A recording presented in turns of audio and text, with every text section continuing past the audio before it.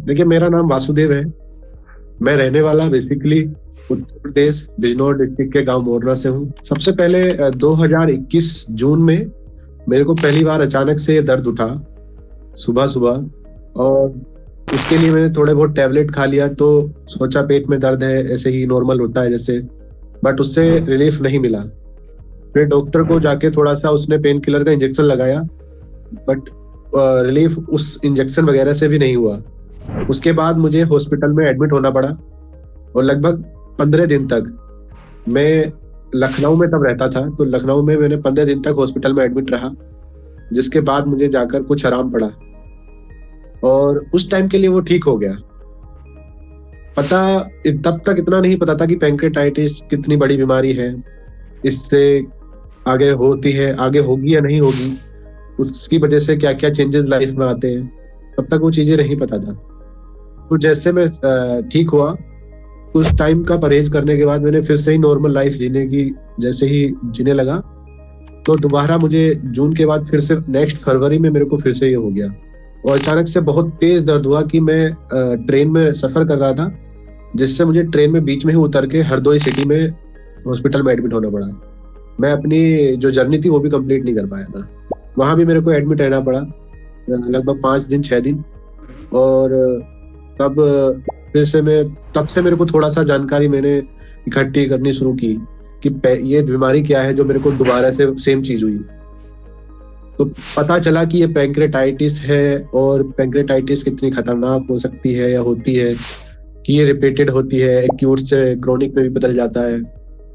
तो ये सारी चीजों का मैंने फिर देखा, इसका इलाज ढूंढने की कोशिश की। तो तब तक कुछ ऐसा परमानेंट, मैंने एलोपैथिक का ही इलाज लिया था, कुछ वैसा परमानेंट की होम्योपैथिक के थ्रू या ऐसा कुछ नहीं गया। फिर थोड़ा रिलीफ हुआ तो सोचा कि चलो अब तो ठीक हो गया, अब नहीं होगा। फिर से नेक्स्ट ईयर फिर से मेरे को फरवरी में ये पेन हुआ अचानक से, इसी साल मतलब 2023 में फरवरी में मार्च में मेरे को ये फिर से हुआ, और 5-6 दिन फिर से मेरे को एडमिट रहना पड़ा। फिर मेरे को थोड़ी सी टेंशन हुई कि यार अब तो ये कुछ ज्यादा हो रहा है, कभी भी हो जा रहा है। इतने में मैं कुछ ज्यादा परमानेंट इलाज नहीं देख पाया था कि 2 महीने बाद फिर से हो गया मेरे को, अप्रैल में मई में। तब मैंने सर्च करना शुरू किया कि अब तो इसका कोई परमानेंट इलाज निकालना पड़ेगा। तभी मैंने बहुत सारे यूट्यूब पे, गूगल पे ये चीजें देखी कि कहाँ कहाँ होम्योपैथिक इलाज हो सकता है, कहाँ कहाँ इसका इलाज संभव है। ऐसे ही मैंने प्रदीप सर का देखा कि प्रदीप सर का भी एक रिसर्च सेंटर है। यूट्यूब पे मैंने ये वीडियो देखी उनकी कि पैंक्रेटाइटिस का वो इलाज करते हैं, रिसर्च सेंटर है, होम्योपैथी थ्रू ये इलाज होता है। पहले तो सोचा कि अहमदाबाद जाऊंगा कैसे, क्योंकि मैं दिल्ली एनसीआर में रहता था। तो अहमदाबाद तो मेरे को पता चला बात करके कि आप ऑनलाइन भी कंसल्ट कर सकते हैं, और ऑनलाइन ही सारी दवाइयाँ डिस्पैच हो जाएंगी आपकी। तो फिर मैंने शेड्यूल कराई अपनी कॉल प्रदीप सर से होम्योपैथिक में, और तब सर ने मेरे को बताया कि सारी रिपोर्ट्स मेरे से ली, जो भी मेरी पुरानी रिपोर्ट्स थी, और केस स्टडी किया, फिर देखा, बातचीत की, कब से हो रहा है, क्या हो रहा है। पेन बहुत ज्यादा होता था, एसिडिक, पेट में सूजन ऊपर की तरफ, लीवर के पास, ये सारी चीजें रहती थी। तो ऐसे में फिर सर ने मेरे को दवाइयाँ फर्स्ट टाइम डिस्पैच किया, तो 1 महीना खाया, तब मेरे को थोड़ा रिलीफ महसूस हुआ कि वो वाली रिपीट नहीं हुई चीजें जो मेरे को रिपीट हो रही थी।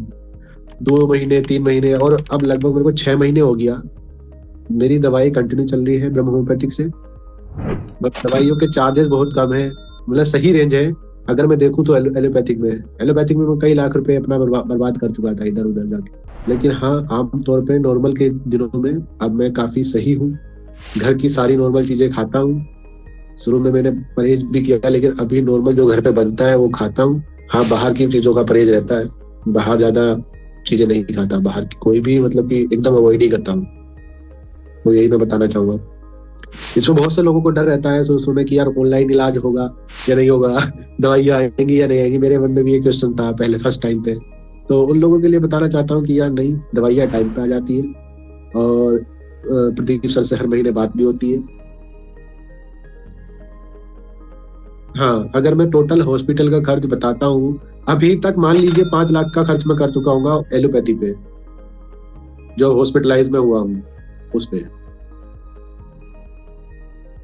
पूरा पूरा दिन सीने में जलन हो रहा, मैं पूरा पूरा दिन पानी पी रहा हूँ, कभी डाइजीन की बोतल अपने बैग में रख के रहता था कि वो पी लिया कि उससे रिलीफ मिले। तो ये जलन रहती थी आमतौर पे, और जब अटैक आता था तो बहुत ही सीवियर पेन होता था, पेट में वोमिटिंग होती थी, चक्कर, उल्टी। तो नॉर्मल के समय काम काज में, ऑफिस से छुट्टियां हो रही थी, वीकनेस हो जाती थी, इतनी वीकनेस हो जाती थी कि मेरा 7 दिन के अंदर 15 से 20 किलो वजन घट गया था। तो ये सारी चीजें साथ में हुई। तो अभी वो सीने में जलन या इस तरीके का पेट का दर्द, ऐसी कोई शिकायत नहीं है। तो मैं तो अभी तक तो बेटर फील कर रहा हूँ, और मेरी दवाई अभी चल रही है। मैं कोशिश करूंगा कि तब तक ही दवाई करूं, तब तक सर मेरे को बताएंगे इसका पूरा इलाज। अभी तक जो भी मेरी दवाइयाँ चली है, इसके बारे में कहना चाहूंगा कि बहुत अच्छा है।